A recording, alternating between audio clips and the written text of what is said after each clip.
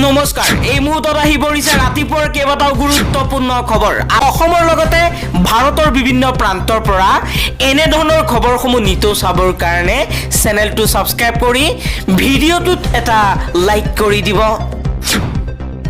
এই মুহূৰ্তত জনাই আছো এটা গুৰুত্বপূৰ্ণ খবৰ এদিন অসমৰ মন্ত্ৰীয়ে অসমীয়া মানুহৰ হাতত গৰু পিতন খাব এবাৰ হৰপ হৈ পৰিছে ৰঞ্জিত কুমাৰ দাসৰ বিৰুদ্ধে এজন অসমীয়া খিলঞ্জীয়া লোক ৰঞ্জিত কুমাৰ দাসে কৈছিল নৰেন্দ্ৰ মোদী হিমন্ত বিশ্ব শৰ্মা ৰঞ্জিত দাস বিজেপি থকালৈকে বঙালী হিন্দুৰ নুম এডালো লৰাব নোৱাৰে এবাৰ জান দুলিয়াজান নামৰ এটা ফেচবুক একাউণ্টৰ পৰা ৰঞ্জিত দাসক ধমক দি কৈছে যে মাত নুফুটা লেভা ৰঞ্জিতৰ ডায়লগ চাওক ইহত কিন্তু বহুত বেছি ওপৰলৈ উঠিছে শ্ৰীলংকাৰ মন্ত্ৰী কেইটাৰ দৰে এদিন সজাগ অসমীয়া মানুহৰ হাতত গৰু পিতন খাব খাটাং পৰৱৰ্তী খবৰ আকৌ এবাৰ বিজেপি চৰকাৰৰ বিৰুদ্ধে সৰব লুৰিণজ্যোতি গগৈয়ে কৈছে অসম অবৈধ বিদেশীৰ চৰণীয়া পথাৰ নহয় অসম অবৈধ বিদেশীৰ ডাষ্টবিন নহয় অসমত যোনেই বাংলাদেশী 1971 চনৰ পিছত আহিছে তেওঁলোক অসম এৰি যাবই লাগিব অসম চুক্তি মতে 1971 চনৰ আগত যিসকল আহিছে তেওঁলোক বৈধ ভাৰতীয় আৰু পিছত যিসকল আহিছে হি হিন্দুৱেই হওক বা মুছলমানেই হওক বিদেশী গতিকে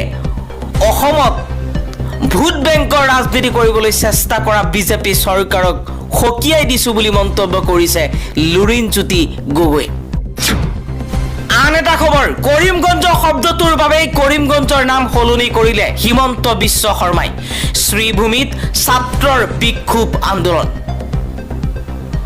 নাম সলনি কৰাক লৈ উত্তপ্ত হৈ পৰিছে শ্ৰীভূমি কৰিমগঞ্জৰ নাম শ্ৰীভূমি কৰাক লৈ পলমকৈ হলেও উত্তপ্ত হৈ পৰিছে কৰিমগঞ্জ জিলাখন শনিবাৰৰ দিনটোতেই হোৱা প্ৰতিবাদত আৰক্ষীৰ আক্ৰমণত গুৰুতৰভাৱে আহত হৈছে শতাধিক শিক্ষাৰ্থী অভিযোগ উত্থাপিত হৈছে মহাবিদ্যালয়ৰ চৌহদত সোমায়ো শিক্ষাৰ্থীক আক্ৰমণ কৰিছে আৰক্ষীৰ এই বৰ্বৰতাৰ বিৰোধিতাৰে অহা সোমবাৰে ছাত্ৰ ধৰ্মঘট প্ৰতিবাদী কাৰ্যসূচী পালন কৰিব জিলাখনত প্ৰতিবাদকাৰীসকলে অভিযোগ উত্থাপন কৰিছে যে মুছলমান বিদ্বেষী হিমন্ত বিশ্ব শৰ্মাই কৰিমগঞ্জ শব্দটো থকাৰ বাবেই জিলাখনৰ নাম সলনি কৰাৰ হতকাৰী সিদ্ধান্ত গ্ৰহণ কৰিছে হিন্দু মুছলমানৰ মাজত বিভাজনৰ লেতেৰা ৰাজনীতি কৰাৰ কথা কৈ সংবাদ মাধ্যমৰ আগত ক্ষোভ উজাৰিছে প্ৰতিবাদকাৰীসকলে পৰৱৰ্তী খবৰ অনুপ্ৰৱেশ বিদেশী নিৰ্দেশ 2025ৰ দ্বাৰা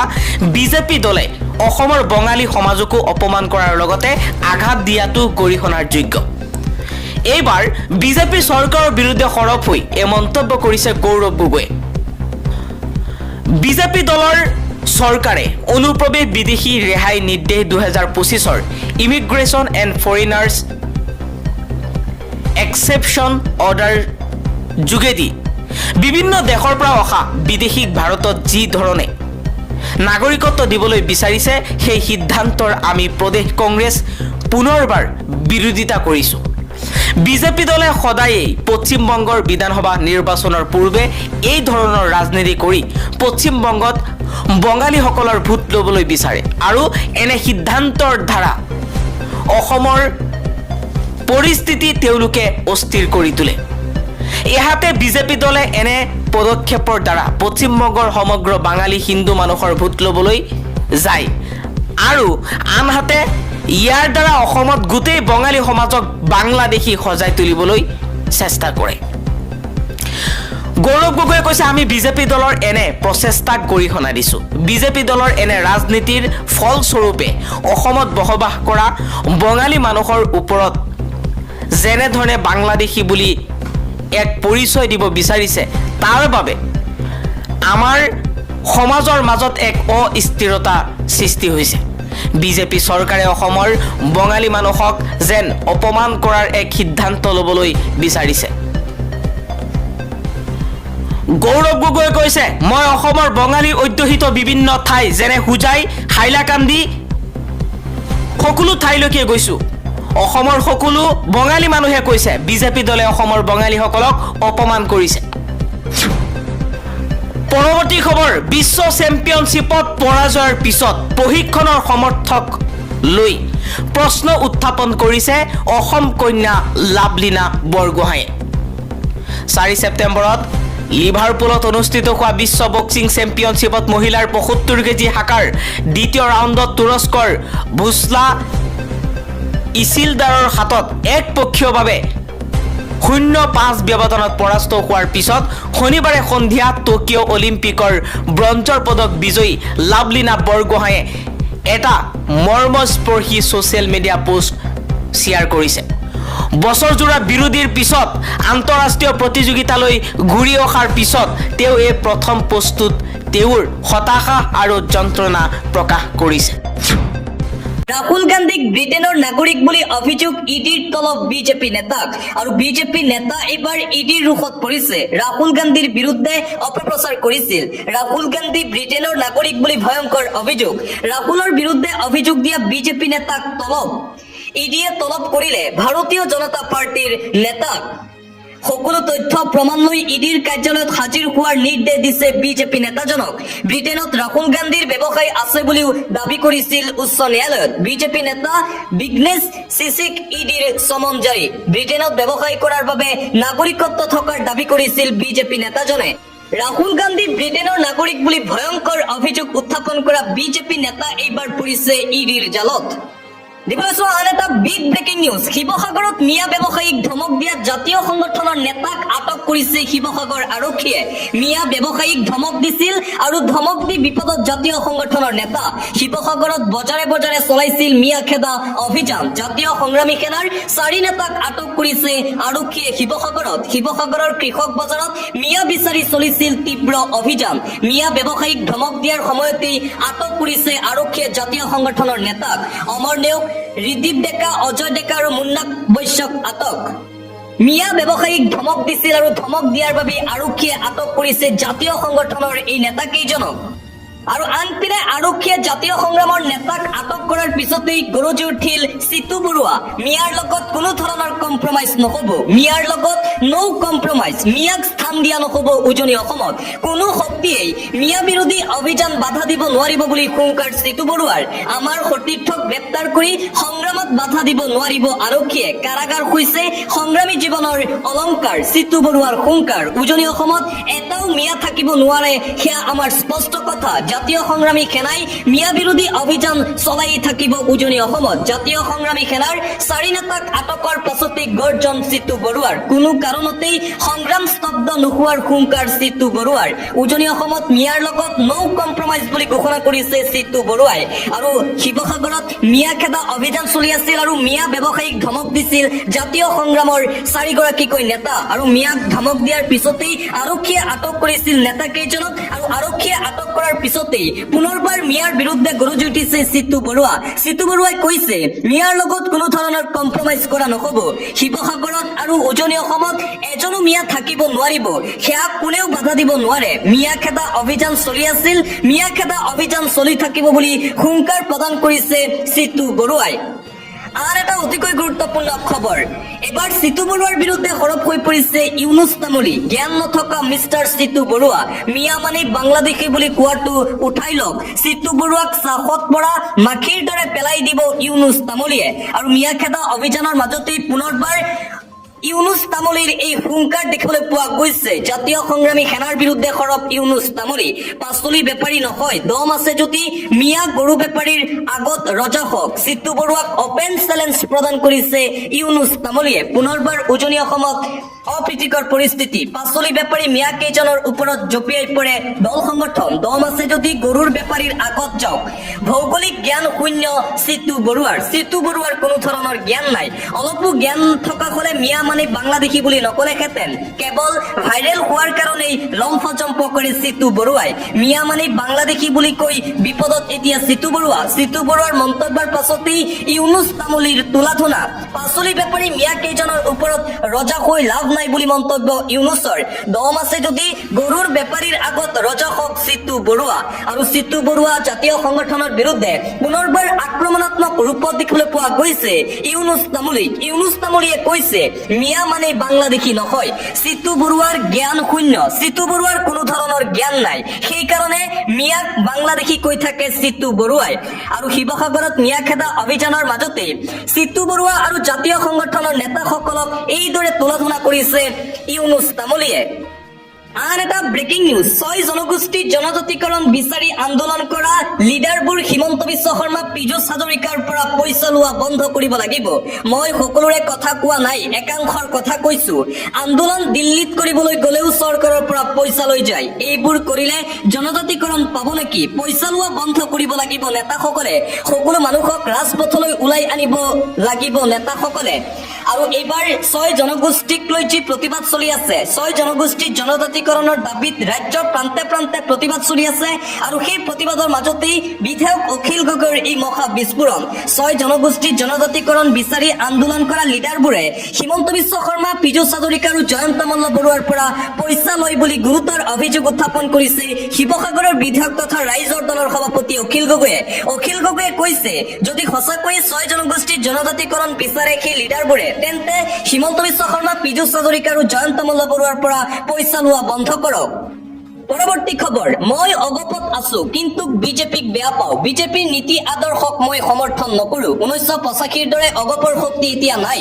সত্যব্ৰত কলিতাৰ দল ত্যাগে অগপৰ ক্ষতি কৰিব। অগপৰ সাধাৰণ সম্পাদক কমলা কলিতাৰ বিস্ফোৰণ। বিজেপিৰ নীতি আদৰ্শক সমৰ্থন নকৰো বুলি মুকলি ঘোষণা কৰিছে মিত্ৰ দলৰ নেতাগৰাকীয়ে। মুঠতে ভাৰতীয় জনতা পাৰ্টি আৰু অসম গণ পৰিষদৰ মাজত যেন ভিতৰি ভিতৰি কন্দল চলি আছে, সেয়া পুনৰবাৰ স্পষ্ট কৰিছে এই নেতাজনে। দিবলৈছো আন এটা ব্ৰেকিং নিউজ, বাঙালী হিন্দুৱে ভোট নিদিয়ে বিজেপিক, হিমন্ত বিশ্ব শৰ্মাক প্ৰত্যুত্তৰ দিয়াৰ হুংকাৰ। আৰু নিতৌ বাঙালী হিন্দুৰ তীব্ৰ প্ৰতিবাদ দেখিবলৈ পোৱা গৈছে হিমন্ত বিশ্ব শৰ্মা আৰু বিজেপি চৰকাৰৰ বিৰুদ্ধে। বাঙালী লোকসকল মুঠতে বিজেপিৰ বিৰুদ্ধে অসন্তুষ্ট হৈ পৰিছে। বিজেপিৰ বিৰুদ্ধে পুনৰবাৰ শ শ হিন্দু বাঙালীৰ ভোট বৰ্জনৰ হুংকাৰ। হিমন্ত বিশ্ব শৰ্মাক প্ৰত্যুত্তৰ দিয়াৰ হুংকাৰ প্ৰদান কৰিছে হিন্দু বাঙালীসকলে। কোনো কাৰণতেই বিজেপিক ভোট নিদিয়ে হিন্দু বাঙালীয়ে। বিজেপি চৰকাৰৰ বিৰুদ্ধে গৰজি উঠিল বাঙালী যুৱ ছাত্ৰ ফেডাৰেশ্যন। বিজেপি চৰকাৰ go back, Himanta Biswa Sarma go back ধ্বনিৰে তীব্ৰ প্ৰতিবাদী কাৰ্যসূচী দেখিবলৈ পোৱা গৈছে বাঙালী হিন্দু লোকৰ।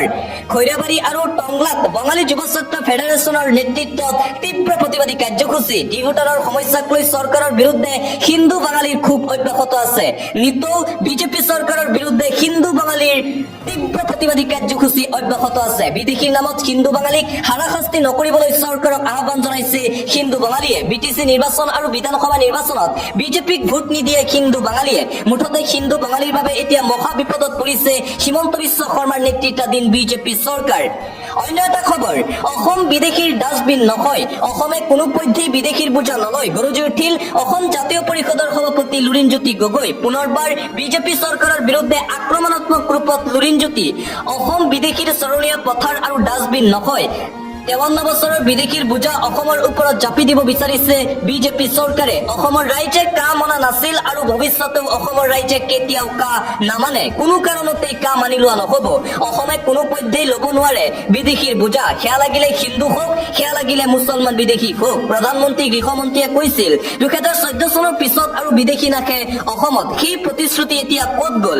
সেই প্ৰতিশ্ৰুতি কিয় ৰক্ষা কৰিব নোৱাৰিলে? কিন্তু আমি আগতেই কৈছিলো এইবোৰ নাটক। অসমৰ ভৱিষ্যত ধ্বংস কৰি বিকাৰ পশ্চিমবংগৰ নিৰ্বাচনী বৈতৰণি পাৰ কৰিবলৈ চেষ্টা কৰিছে বিজেপিয়ে। NRCত নাম কৰ্তন হোৱা 19 লাখ ব্যক্তিক নাগৰিকত্ব দিয়াৰ ষড়যন্ত্ৰ কৰিছে বিজেপিয়ে। বিদেশীক আশ্ৰয় প্ৰসংগত পুনৰবাৰ বিজেপিৰ বিৰুদ্ধে এইদৰে গৰজি উঠিল অসম জাতীয় পৰিষদৰ সভাপতি লুৰিণজ্যোতি গগৈ।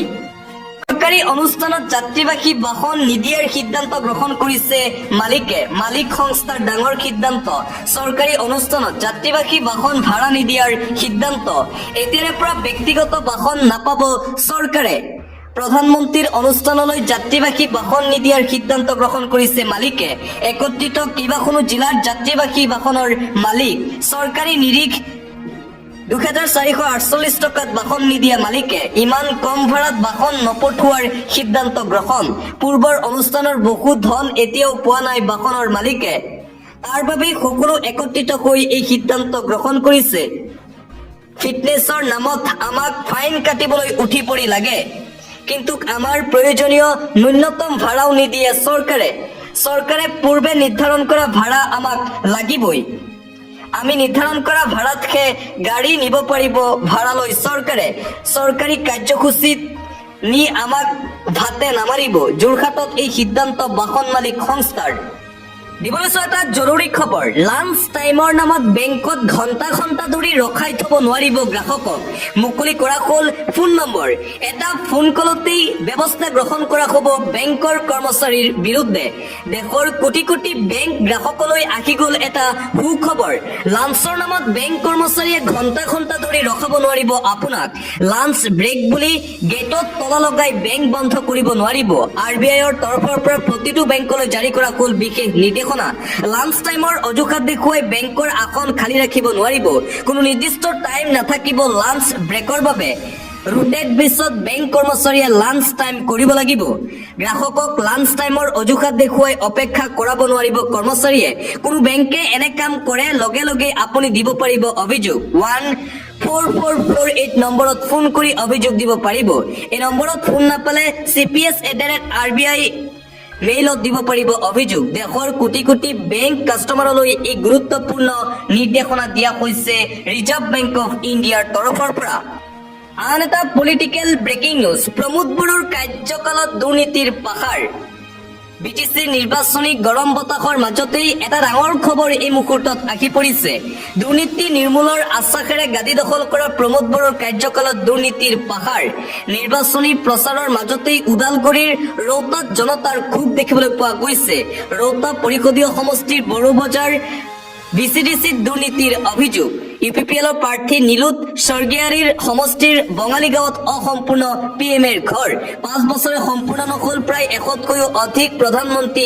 আৱাস গৃহ MCLA নীলোৎ স্বৰ্গীয়াৰ ঘনিষ্ঠ অধ্যক্ষ সদস্যই কৌশলৰে ধন মোকলাই নিদিয়াৰ অভিযোগ পূৰ্বৰ পাৰিষদ বৰ্তমানৰ প্ৰাৰ্থী নীলোৎ স্বৰ্গীয়াৰীৰ বিৰুদ্ধে জনতাই উত্থাপন কৰিছে এই গুৰুতৰ অভিযোগ আন এটা ব্ৰেকিং নিউজ শ্ৰীভূমি জিলাত এতিয়াও উত্তপ্ত পৰিস্থিতি অব্যাহত আছে কেইবাটাও অনাকাংক্ষিত ঘটনা সংঘটিত হৈছে শ্ৰীভূমি জিলাত বন্ধ কাৰ্যসূচীক লৈ যোৱাকালিও সংঘটিত হৈছিল কেইবাটাও অঘটন ৰাজপথত বিজেপি নেতৃত্বক প্ৰহাৰ কৰিছিল জনতাই বন্ধ সমৰ্থকৰ সৈতে হতাহতি বিজেপি কৰ্মীৰ বিজেপি নেতৃত্বক বগৰাই প্ৰহাৰ কৰিছিল ৰাইজে আক্ৰমণৰ বলি বিজেপি জিলা পৰিষদৰ সদস্য আৰক্ষীৰ সৈতেও হতাহতি কৰিমগঞ্জক শ্ৰীভূমি নাম দিয়াক লৈ ঘোষণা কৰিছিল বন্ধৰ মাজতেই এই বিক্ষিপ্ত ঘোষণা বন্ধ কাৰ্যসূচীক লৈ উত্তপ্ত পৰিস্থিতি শ্ৰীভূমি জিলাত আৰক্ষীয়ে দৌৰাই 50 গৰাকীকৈ প্ৰতিবাদকাৰী জনতাক আটক কৰিছিল যোৱাকালি পৰৱৰ্তী খবৰ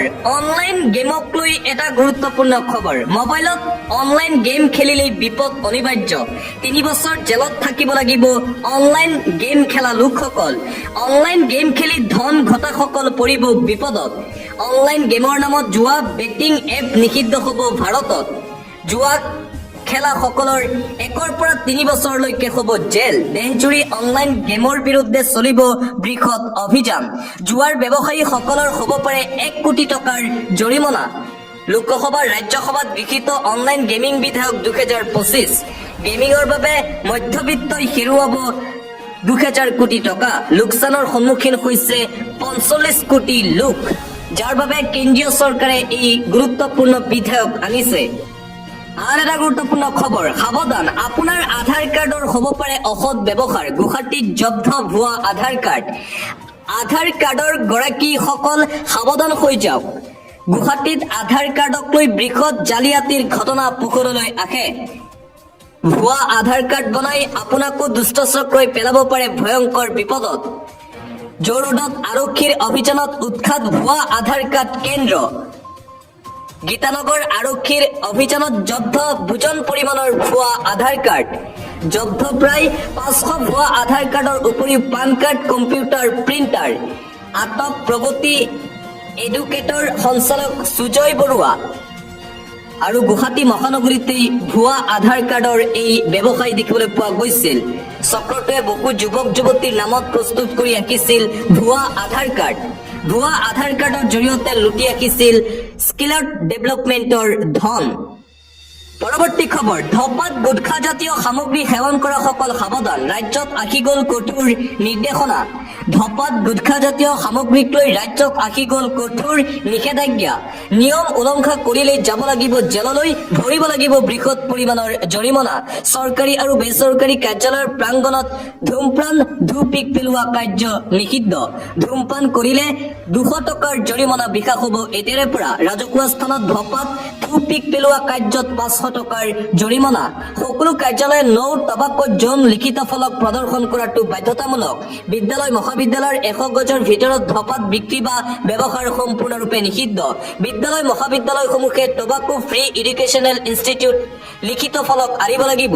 বিধি উলংঘা কৰা সকলৰ বিৰুদ্ধে লোৱা হ'ব কঠোৰ ব্যৱস্থা। আইনগত প্ৰক্ৰিয়া আৰু শৃংখলাভাৱে লোৱা হ'ব শাস্তিমূলক ব্যৱস্থা। কঠোৰ হৈ পৰিছে ৰাজ্য চৰকাৰ। এটা ব্ৰেকিং নিউজ, দেশৰ ক'তো নোহোৱা নোপোজা ঘটনা সংঘটিত হৈছে। প্ৰতি বৰ্গফুটত 2 পইচা বাৰ্ষিক ৰাজহৰ বিনিময়ত চিমেণ্ট কোম্পানীক 3000 বিঘা মাটি প্ৰদান। গুজৰাটত নোপোৱা মাটি অসমত পালে চিমেণ্ট কোম্পানীয়ে। পুঁজিপতিলৈ বিশেষ দৰত ৰাজ্য চৰকাৰ আৰু হিমন্ত বিশ্ব শৰ্মাই পুঁজিপতিক লাভান্বিত কৰিবলৈ ডিমা হাছাও জিলাৰ 3000 বিঘা মাটি দিছিল আৰু অতি কম মূল্যৰ বিনিময়ত এই মাটি প্ৰদান কৰিছিল চিমেণ্ট কোম্পানীক, আৰু যাৰ বাবে বিৰোধীও এতিয়া সৰব হৈ পৰিছে মুখ্যমন্ত্ৰী হিমন্ত বিশ্ব শৰ্মা আৰু বিজেপি চৰকাৰৰ বিৰুদ্ধে। কেৱল মাত্ৰ পুঁজিপতি আৰু প্ৰধানমন্ত্ৰী নৰেন্দ্ৰ মোদীক সন্তুষ্ট কৰিবলৈ খিলঞ্জীয়া লোকৰ ভূমি প্ৰদান কৰিছে চিমেণ্ট কোম্পানীক। এই চিমেণ্ট কোম্পানীৰ পৰা খিলঞ্জীয়া যুৱকসকলৰ কোনো ধৰণৰ লাভ নহয় বুলিও এতিয়া মন্তব্য কৰিছে বিৰোধী দলসমূহে। মুঠতে বিজেপি চৰকাৰৰ বিৰুদ্ধে আক্ৰমণাত্মক ৰূপত ৰাজ্যৰ বিৰোধী